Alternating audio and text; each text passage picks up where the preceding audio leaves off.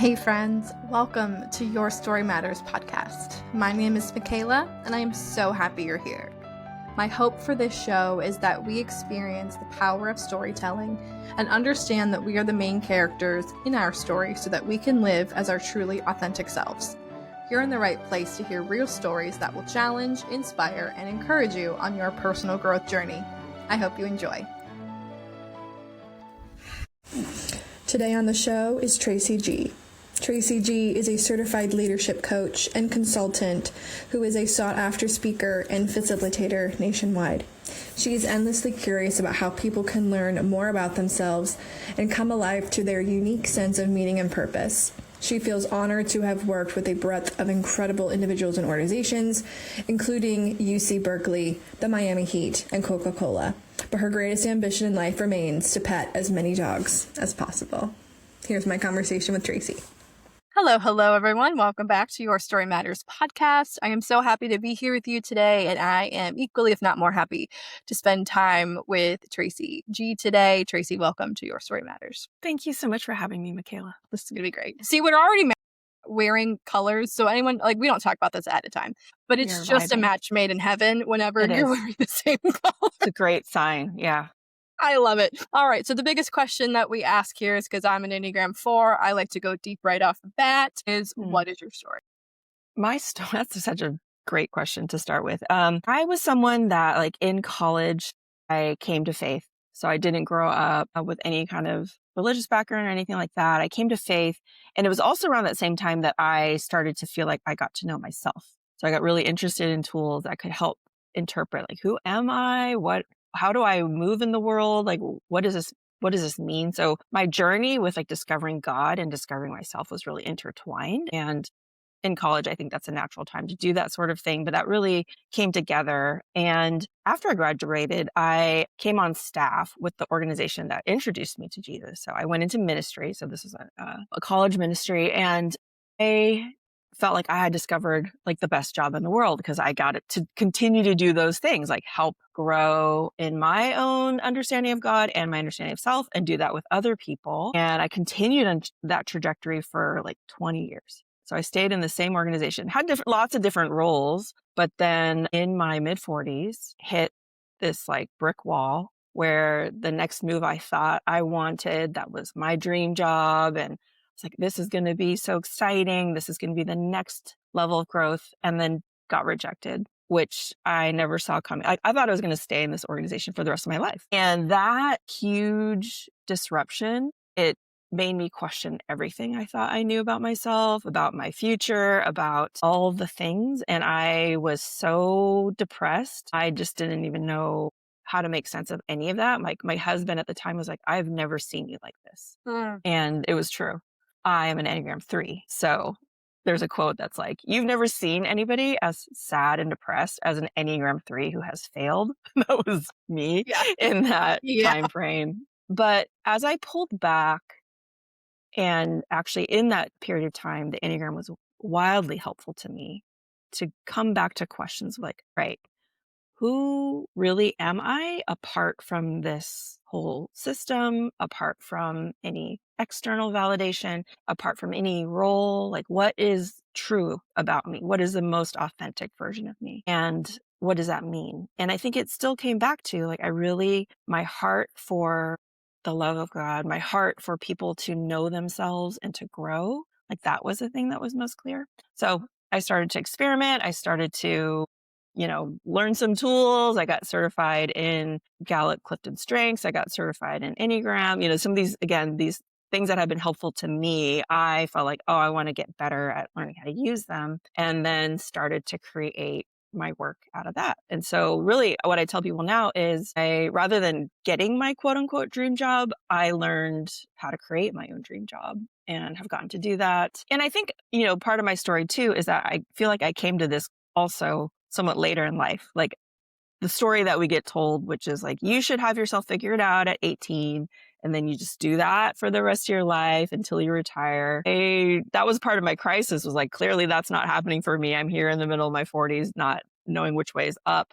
But then I think to experience so much life and thriving after that has been so unexpected and amazing. And then in the work that I do in coaching, I get to see other people doing that too. And so many people who, they don't follow that linear path, that nice and neat. Like I had a plan and then I just did that plan for 40 years. Like the people that I'm interacting with, like that's not their story either. So that just gives me a lot of hope.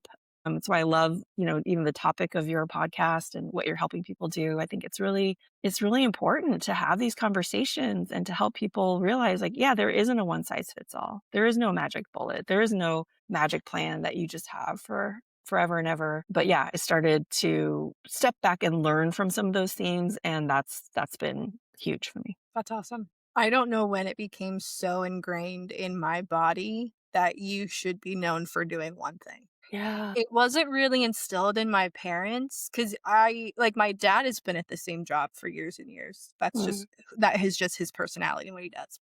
My mom has had a couple, but they've been very long withstanding, 10 plus years somewhere and then moving on. And so here I am. We talked about, my stint doing theater for a lot of years. And then I just like to say retiring because at the time, being retired at 25, 26 was the best thing I could say. And then just knowing, what next? We don't really live in a culture or world that talks about what's next. Yeah, we see so many people that have opened up 100 businesses and have grown X, Y, and Z and, making 17 figures if that's possible.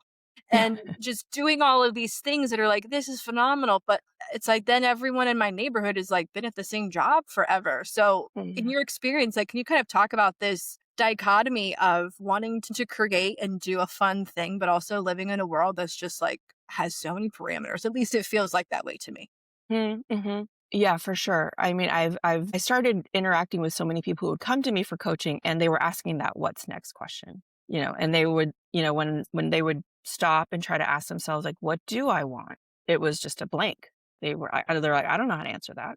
I haven't asked myself that in years, or I would have no idea even how to begin to answer that. That feels so far out. They were like, that's so unhelpful because I have truly no clue. And I was like, yes, I can relate. I was there too. I feel you. And so when those folks would come to me, I'd say, well, here's some of the things that have helped me. Let's do this process together. And I'd give them, some parameters, let's have this conversation and this one, let's work on that. And I started to notice that over time, I was recommending the same types of things to multiple people. And then even more wild, I started to notice oh my gosh, it seems like it's working. People are coming out with more of the meaningful kind of clarity.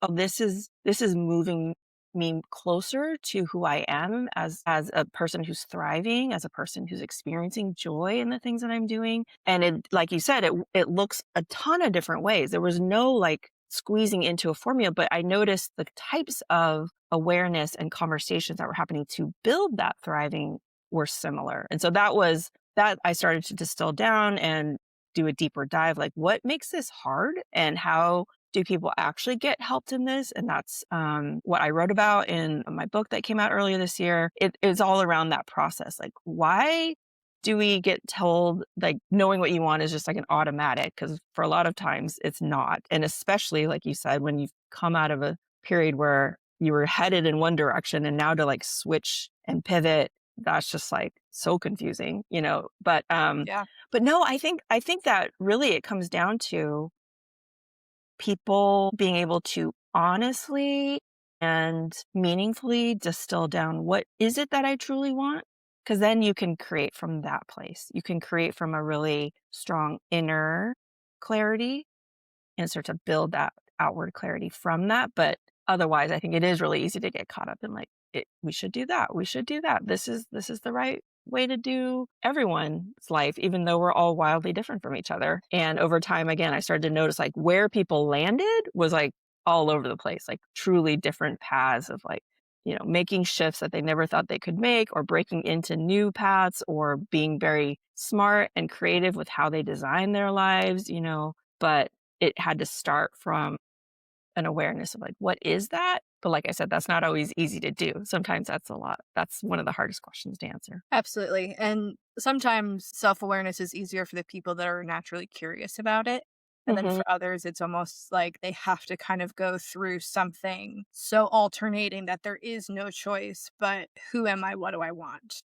Yeah. I still ask myself the question, what do I want with the future of coaching business, even podcasting, like just what do I want? And so I don't even know if I have answers, right? Like I'm still figuring Mhm. that out. And I guess that's where my mind can sometimes do the flip of not believing there is a possibility to Mm. just things I don't even know about, right? Because it's hard to imagine something you've never like seen in your mind's eye or have never heard of before. So it is kind of the creating something out of nothing, which we do all the Mm. time. But I've go back and forth so many times on I would love to forge my own path, and I've done it. I'm literally living in a new forged life. Yes. But at the same time, I remember in college talking to my best friend, I'm like, this feels like I'm walking in the jungle with a butter knife and not a machete. Like, this is so frustrating. Mm. Of like, we want to go forward, we want to move, we want to get to, I mean, maybe just the other side of the bush. Let's be honest. Like, we're not even trying to get to the other side of this jungle. We're just trying to get in front of the tree that has fallen over. And we can't just simply walk over it. We have to kind of clear out a little bit of stuff. But sometimes it feels like you're always clearing out stuff and not really Yeah. able to see, not even the forest through the trees, but to see the path from the other side of Mhm. whatever has fallen in Mhm. front. So Mhm. I definitely sympathize and empathize with just that concept of like the beauty of being able to change is awesome, but when Mhm. you're presented with that opportunity, I'm that person to be like, "Holy moly." And I don't know if it's Mm. like my Enneagram like reference to time because I'm a past thinker and like that's where I like to stay. So I Mm. always like to surround myself with future minded people, which kind of just That's helped smart. me get out of Yeah. that little burrow, if you will. So kind of just speaking from a future focus for a moment of how does that coincide with like your personality and other aspects of you when you've done the thing in the organization for so long, thinking that you're gonna be there forever. And Mhm. then something happens where it alters the tables and they have turned and you're like, what now? How as a future forward thinker, how do you get encouraged or discouraged by that? And kind of how does that mindset keep you going? Mhm. Yeah. I mean, for sure. I think trying to map out a future, again, especially maybe when you've never thought that you were going to need to redo that or revisit that is definitely not easy. And I think what I see for people is there's a lot of immediate questions that come up. Right. So as soon as you get in that mode of like, let me try to figure out like what could be next, what could be my future, what I see happen is like a lot of times folks are immediately flooded with a lot of questions. And more often than not, those questions tend to be pretty unhelpful for thinking expansively, thinking creatively, thinking, like you said, into possibilities. They tend to be questions that feel like they want to shut down those possibilities. Like I was just talking to someone yesterday where we kind of landed and I was like, would you enjoy, this kind of role in this field? And they're like, absolutely. But I've always been told like the barrier to entry is too high. Mm, Like you couldn't possibly break into that field. And I'm like, I don't know if that's true. I've interacted with a ton of people who work in this field. I think you could do it, but that immediate knee jerk reaction to say like, let's think about the future. Nope. Like that happens so much. And those kinds of questions, though they can be helpful to some degree, like you do want to think about what's realistic. You do want to think about those things at some point. But I think most of us do that way too fast. yeah. So as soon as a thought enters our head, it's like, no, it's not possible. Mm, And so what I try to help people do is to say, yes, you can have those questions. Like we don't need to pretend you don't, but let's just park them for a little bit. Don't let them take over the whole process. Those are good questions to ask, but there's another set that's more important. And so, I break this down into even different types of questions. So one type of question is like permission question. Like, do I have permission to want this? Like, who's going to think mm, I'm too full of myself to even say that I want to do this? Pragmatic questions like, this is probably isn't realistic. Is it like, could this ever really happen? Sort of like the person I was talking about, like, could I ever actually break in? And then there's competency questions, which are like, do I have what it takes? Do I have the chops? Like, am I enough to actually do this thing that I think I might want to do? And then like financial or like money type questions, like, well, that's probably not realistic financially. I probably wouldn't be able to make anything from that, or I probably wouldn't be able to afford that, So I feel like as soon as people start to try to play with possibilities, a lot of times, again, these questions come up right away. Sometimes it's one type, sometimes it's all of them. And what that does then is that you're left feeling kind of shut down. And that doesn't give any further curiosity, like you said, or conversation or ability to say, like, what could be here if we let ourselves play with this creatively. So that's what I tend to notice happening for folks, is they kind of get caught in those types of questions. And again, I'm not saying that those aren't helpful at some point, but usually in a secondary way. They shouldn't be like a primary focus, Yeah. especially when you're just beginning to say, like, what might be, because that's a place of, like you said, that should be a place of imagination and possibility and just exploration. And it's not helped by, this voice in your head being like, but is that really, could you, like, what about the budget for that? Like that's, Yep. and, Yep. especially for the folks that I talk to who are like high planners, like this is very hard because they're like, no, I have to actively like turn down the volume on that so I can maybe listen to some other things first. Yeah. But it's definitely not, that's like kind of not that second nature. Yeah. No, that's really good. There's a set of questions that's your immediate response, but there's another set that's actually going to help you move forward. I love that. I wish I had you 10 years ago, Tracy, but I have you now, and that's what matters. So that's so good and so helpful of just like, we're always going to have questions. Like this came to mind, talking about faith, and I was brought up in church my whole life, and then like kind of as an adult have left in various ways over time.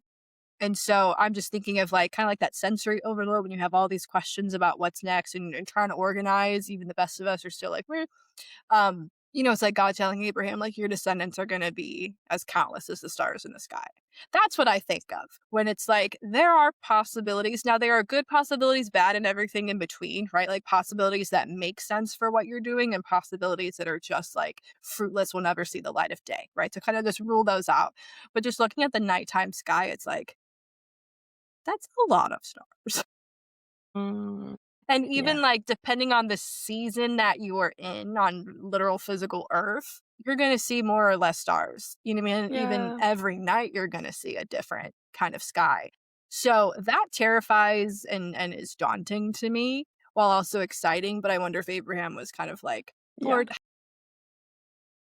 have you Yes. taken something? Well, and to add to that, like I did not know this until I was an adult, but depending on where you are on the globe, the stars look further or closer. So that blew my mind when I experienced that, where I was like way further south than where I live. And I was like, oh my Mm, gosh, yeah. literally the stars look like they're hanging overhead versus like how I'm used to seeing them. And so that was just, so I love that image that you're bringing up, because I think Yeah. that's also part of it, is like, oh, depending on where you position yourself is like how you get to experience those stars. And sometimes having a limited view is okay. And I think a little Hmm. bit more healthy for our brains to process, Yeah. right? Because if I look at nighttime sky, too many stars, that's for anybody.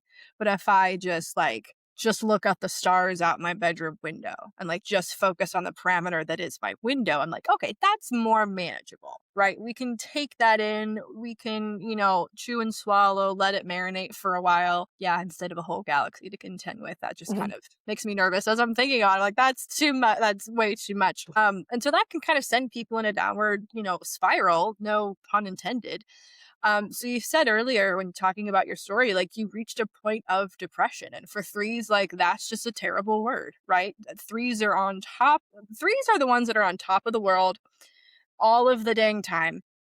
And we love them for it because not everyone else is like for the job. When you reach that point in your life where it's like, oh, I have failed, without bringing up too many bad thoughts, memories, emotions, can you like just walk me through like what was that season like? Mm-hmm. I mean, in one sense, like as I look back, I'm like, okay, dramatic much? Like other people don't get jobs they want, like it wasn't, I can easily imagine a number of scenarios that would be, genuinely life-threatening. But as I knew it, like I said, in the life that I had constructed, and as a part of, I think, a large part of my threeness and how I had sort of located that within this organization, it felt like I had nothing, Yeah, I felt like I had lost my sense of myself, my sense of my purpose, my sense of community and connection.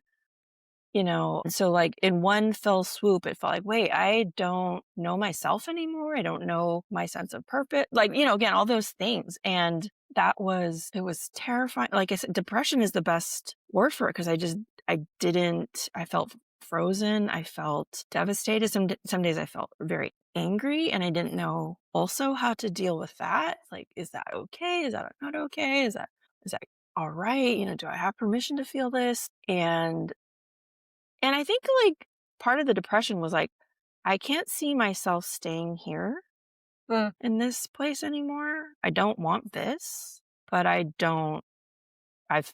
been in this organization for so long. Like, I don't know that I can leave. mm, So what does that mean? So I just felt like I felt so limited and trapped in what was possible. And I could not imagine a life outside of this organization that would be good. I just couldn't put any kind of hope or imagination on that. So I think that's probably the heart of what was so terrifying. And what it would mean to like feel like I was starting with nothing. I don't think that was the reality as I look back. Because I think in the pivots that I make and that I see other people make, like you always use what you brought from you in the last season, even if it's in a way that you never imagined or feels different, like it always comes with you and it always shows up. Like, so for you, I'm like, I have no doubt that your musical theater training like helps you do this podcast or coach people or like, just like those things stay with you and you bring them forward. But at the time I felt like, oh my God, like totally starting over. So yeah, I think it was rough. And I think the other thing that I didn't anticipate was just how long it took to get out of yeah. that. It wasn't like an overnight thing. It wasn't even like a 2-week thing. I want to say there was a solid part of a year where Mm, I didn't stay as devastated as I was like immediately after, but for sure it was a long time of like, I don't really know. Like, and if somebody asks me like, what's next or what's in I wouldn't have been able to fully say. I was started to try to piece together something. So again, I didn't stay in that super, super low place, um, but I had to be okay with living in the like, oh, I'm just trying some things, trying to find my way forward through this, but I don't really know. So it was not like a quick fix. no, and thank you for sharing that. It's so helpful to hear when other people say it was not an overnight quick fix, right? And that's just the most real anyone could be. So thank you for sharing that. We know what you're doing now, which is leadership coaching and consulting and just being a boss as you are. So kind of what was that light at the end of the tunnel after this year of kind of going through, okay, what do I bring with me into the next thing? How did that all come about? What was it a, "Hey, I woke up one day on the right side of bed, I'm like, I wanna do this," or kinda was it a natural, organic, someone said something? What was that genesis? It was um I think because I had people around me, my husband, my best friends that were like creating that safe space for me to like, yeah, it's okay. You don't know, but we're here for you. That created like a safety net. And it started very small. It started through the tiniest little sparks. I remember I was talking with my friends and this idea came up for one of my other friends was going to do like the certification, like I said, for Gallup Clifton Strengths. And she's like, yeah, I think I signed up for this training. I'm going to get certified. And I was like, interesting. Like, say more about that. Like, why are you doing that? Or, what motivated you? And it was my other friend who turned to me and said, I just saw a pilot light go off in you. I just Mm, saw a little spark. And I was like, oh, yeah, you're right. I'm curious about that. It's tiny, like just it could have so easily been missed. But my friend Jenny, she was like, I saw something. What is that? Like, is that something you would want to do? Is that something you could do? And as I considered that, I was like, yeah, I think I do. I think I feel curious. That was the main emotion, was just like pure curiosity. Like, that sounds interesting. That sounds like something I'd want to learn. And I did then on the back end do my due diligence about like, okay, what does this entail? What would this be for? What would be the return on it? Those kinds of things. And those things did make sense, but it started from a little spark of like, I'm kind of curious. And then I did that, loved it. And then in the follow-up, you have to coach a certain amount of people to get officially certified. So Mm. I threw it up on my Facebook, my personal Facebook page, because that's what we were using those days. And I was like, hey, I need some guinea pigs. Like, anybody want to let me coach them for free? I think I needed like 5 people, and like 35 people were like, I'll do it. And I was like, whoa, I did not expect that. I'm going to have to turn away a bunch of folks. But as I was talking about that with my husband, I was like, you know what? Part of me is kind of curious, like, what would happen? What if I just did all 35 of them? And I don't need to, but maybe I want to, because maybe I'll learn more. And I just want to hear what people say. And I want to hear like what we have to talk about around their strengths. And I was like, I think I'm going to do that. And it felt like the timing was not great. I had like other deadlines, other things. I was like, I think I kind of want to make it happen. And then I loved it. Like there were certain days where because of my schedule, I was trying to jam them in. I'd have like 5 or 6 of these sessions in a day. And my husband was like, whoa, that sounds intense. I'm like, I know, but I had so much fun. And so again, I think it was paying attention to curiosity Mm. and paying attention to experiences like that, where I was like, I feel so alive. I feel so energized. I feel like I could do this. Like the time and effort that I put into it, I feel like I'm getting so much more out of it. It felt life-giving. And I'm like, that, especially at that time, was something I had not felt in so long. And maybe even ever, like in that way. And I was like, okay, whatever that is, how do I understand that for myself? Like, what made that such a positive experience for me? And how do I do more of that? And then actually it was through that initial set of conversations where one person, we finished, and she was like, this was great. Can you please send me your stuff on how to continue working together? And I was like, sure, let me do that. And it was literally like, hang up the phone, get on my computer, create, what I thought like is the way that I want to do this, Yeah. sent that to her. And she was immediately like, this is amazing. Oh. Sign me up. And was my first like client. And it just, again, it happened not in a like epiphany, not in a like I woke up one day and just knew this was the way, but it was through, I think, small steps of experimentation, and then being able to pay attention to what I saw in myself and try to recreate more and more of that. Literally what I recommend to people now is like when you are in those periods of transition or pivots, sometimes what you need to do is just break it down into a small little experiment. Like you don't have to know that you want to break into that field and do that for the rest of your life, but could you find a small way to take it, to test drive it? Or one of the people I was talking to yesterday, one of my clients, she called it taste test it. Like, you go to Yeah. the ice cream shop and you get a little Yep. taste test. Like, Yeah. yes, I want the whole scoop of this flavor, or I don't. But if you can do that with the things that grab your curiosity, that make you wonder, that you thought like, I might like this, but I don't know for sure. Is there a way to just get a little taste test of it? Informational interviews are a great way to do that, right? Do you know someone that does this? Like, could you talk to them, hear about their experience? That's a really easy way to do it.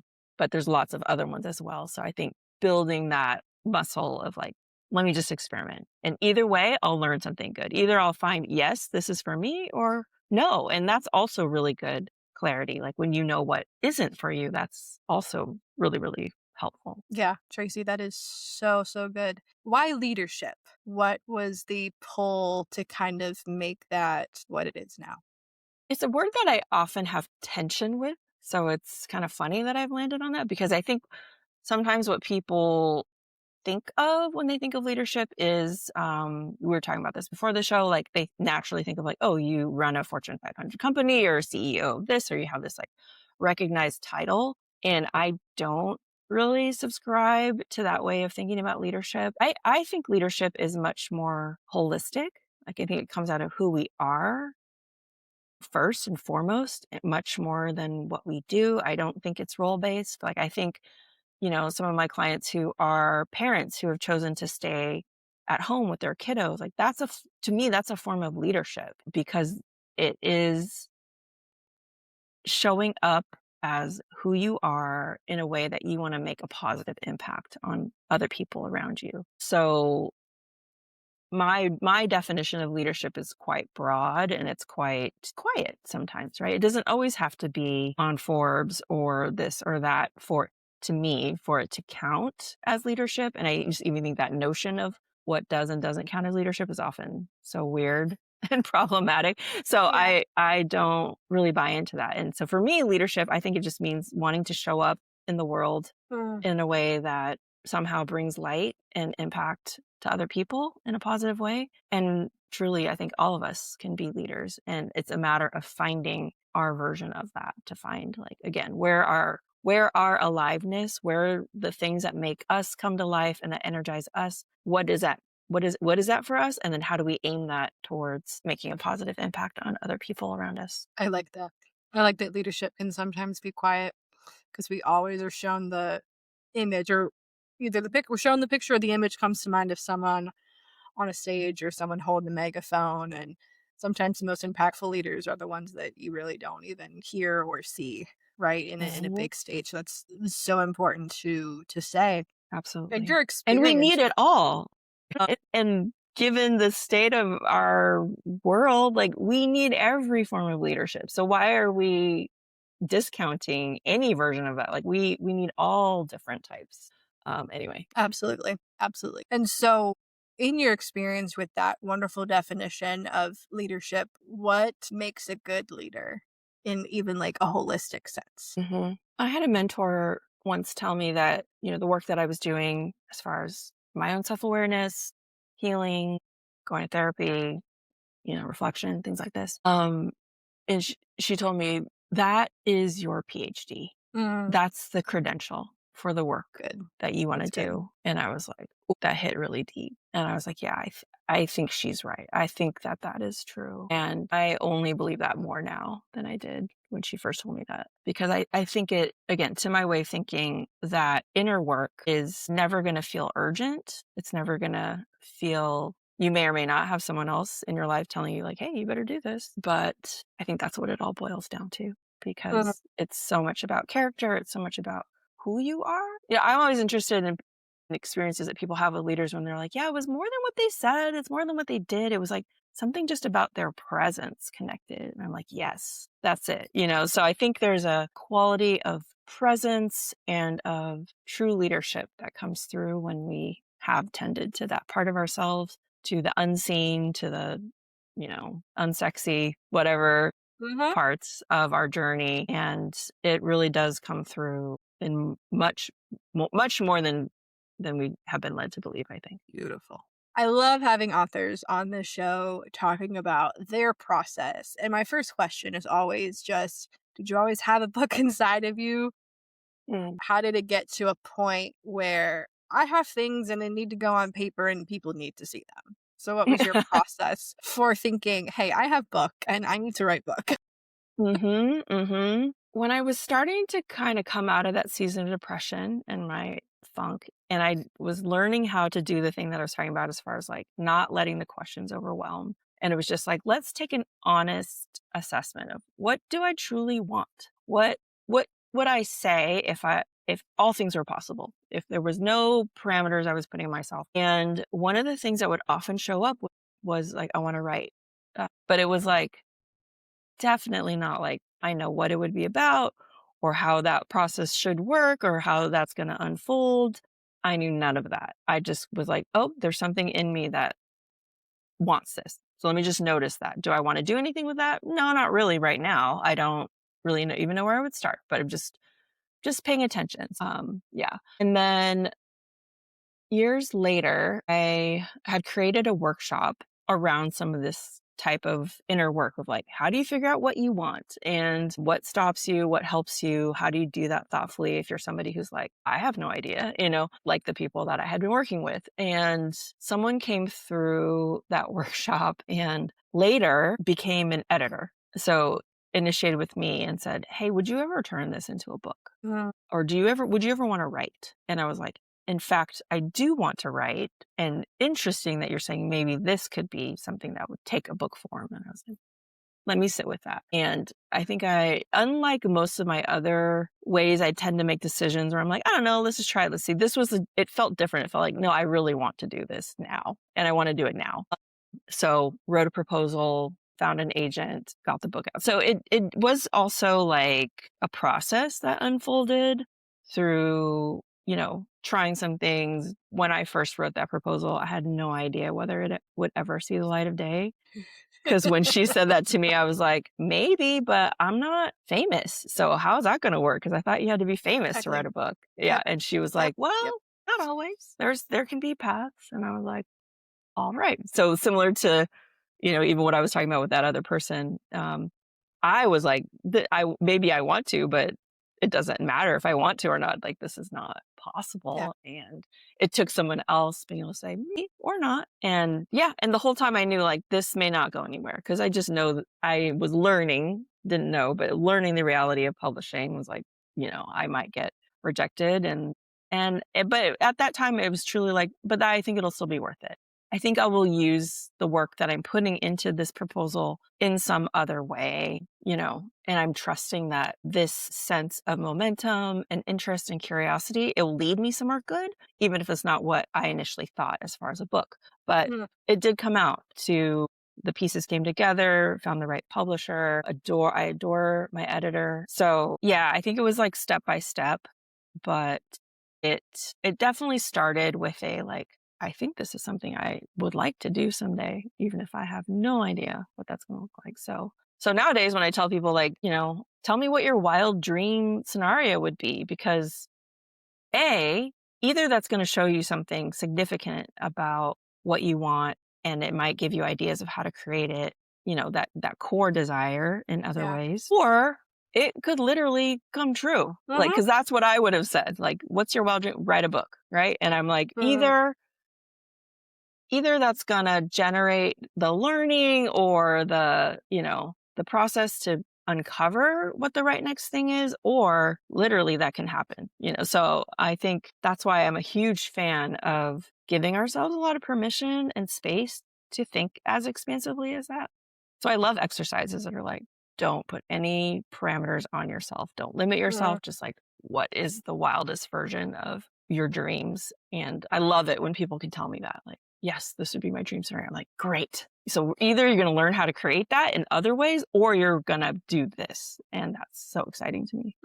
I love it. Love it. Love it. We'll have it in the show notes. That's linked to it. And the book is called The Magic of Knowing What You Want. Great title. Practical Guide to Unearthing the Wisdom of Your Desires. I feel like I needed this book, 10 years ago. Probably more. I probably needed this book coming out of the womb, to be completely honest with you. I'm like, I needed every self-help book as soon as I took breath. Like, hello. But it's great because I obviously retain more now than I ever could then. So it's great. But I love that. And it's so helpful to have people that go before and say, hey, it's okay to have permission, to give yourself permission. Even if you don't give it yourself, I'm going to give it to you. It's okay to be curious. It is okay to think and dream bigger. And that's kind of like the abundant mindset that we're called to, I think, just as human beings, regardless of faith. I think like there should be something that we always want to reach for, and that is more. Yeah. And I think it's just the human condition and other things lend itself to that limit of we can't do this, we can't do that because X, Y, and Z and other people tell us. So it's a lot of contention of like trying to drive ourselves towards dreams and purpose and vision and creating all of that. And the sometimes realistic yet unrealistic, unhelpful roadblocks of like, what the heck do you think you're doing? That's right. Which longer I've been alive, it's like, that's just being a human. And we can't really do much. Can't do much about that fact. That's real. Gosh, darn it. I'm trying, Tracey, trying to break this mold here and do other things. No, this conversation has been so helpful and impactful. And is there anything else that we haven't said that you would like to? No, this has been great. Thank you so much for having me. Yes. Last question we always ask here is we like to land the metaphorical plane, even though I'm scared of flying, but just run with me here. That's a whole other podcast. A whole other podcast. But Tracey, what is your next chapter? How do you see your story unfolding? Are there any books on the horizon? There will be another book on the horizon. I have not yet, again, I find myself in a place of, I don't know what that book is, but Yep. she's there eventually. So I'm giving myself time to let that unfold and to follow my curiosity right now. So it's there, but it's very unformed. So I think my next chapter is more quiet. And I think it's waiting, and it's letting myself let creativity feel a little quieter, and I'm trying to pay attention to what grabs my curiosity. It's really different than I think the last season has been, because the writing, that's a whole process. Yeah. This definitely feels pulled back and a little bit more inward focused, but that feels good. As a 4, I love a good introspection. I will That's always right. root for it any day of the week. As uncomfortable as it may be, it is the most fun place to be. But yeah, like, we're okay to always stay curious. We should never not be. And it's okay if all of the things as far as, leadership and dreaming and building and writing, like, that all can be done in the quiet. And I don't think that's said enough. Regardless of personality, regardless of, like, just state of the world, anything, like, that is so important. Yeah, I love that. It's a beautiful image. Thank you so much for being here today. I'm going to be thinking about this conversation for the rest of the week. So good. Thank you so, so much for your time. Thank you. Thanks for listening. I invite you to subscribe to this podcast wherever you listen, give it a rating and review while you're at it. It really goes a long way. And check out the show notes for all the ways to stay connected with me and our guests. Until the next episode.